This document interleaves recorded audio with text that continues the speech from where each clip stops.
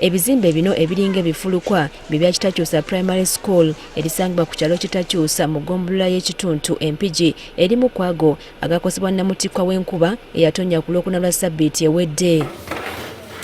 Wetutuukidde ng'abaana bakakkalabya misomo kyokka ng'abamu olw'ebibiina byabwe okusaanawo bateereddwawo ttenti mwe basomera.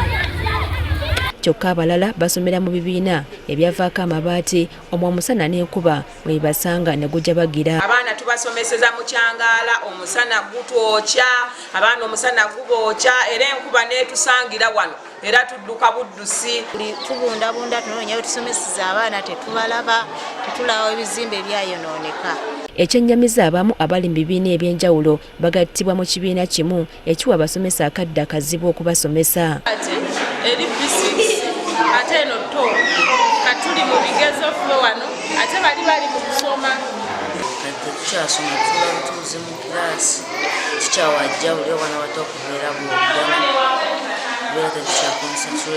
Namboze Valeria amyuka akulira essomero lino atugambye nti bukyanga bafuna njege eno amaaso gabali mu kkubo naye tebalaba aleeta buyambi. Bantu bangi bazze okutulambula abakulu ku disitulikiti kuva mu gavumenti banaddiini bantu bangi mikwano abasomerako wano bonna bazze ne batulambulako naye olw'okuba nti kyagwawo bugwi bakyetereeza okulaba nti dooza balina engeri gye basobola okutuyambamu. Ku lunaku luno ennyumba z'abatuuze 50 tezasigalako busolya. Bangi ku batuuze naddala abeesobola tubasanze bafuba kuzzaawo ago agasaanawo so nga abalala nga kyabeesibye. Obudde buno twagala na kunywa kawalagi ofule osobole okufuna otulo obwebakiro naye bw'oba tonywedde kawalagi ogenda okulaba ng'olowooza bingi.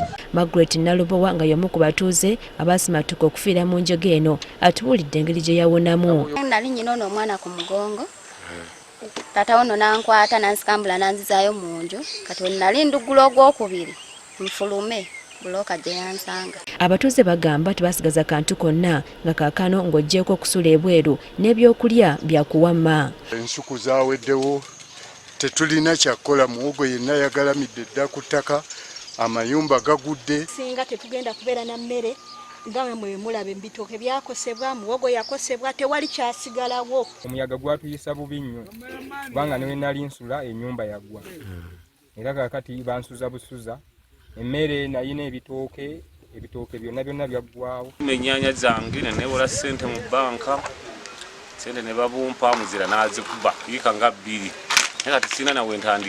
Abakulembeze bagamba nti abantu abaakosebwa basukka mu 3,000 nga bano kaakano bakeera kuyiga kyakulya. Agala kubuddibwa naye tebalina wo bwanukuzi bw'amaanyi. Ffe ng'abakulembeze abali ku gulawundi tusanze okusomoozebwa okutabangawo. Nze nno obweraliikirivu bwange we buli kwe kuba nti okuba lwe twafuna obuzibu buno tubadde tetunnafunayo muntu yenna atudduukirya ng'adde tugezezzaako okulaajana. Ssente w'eggombolola y'ekituntu Godfrey Nalima agamba nti bukyanga bafuna mitawaana gino mpawo yali avuddeyo okubayamba kyokka nga bonna babategeeza. Abalagiri ne bakola lipooti.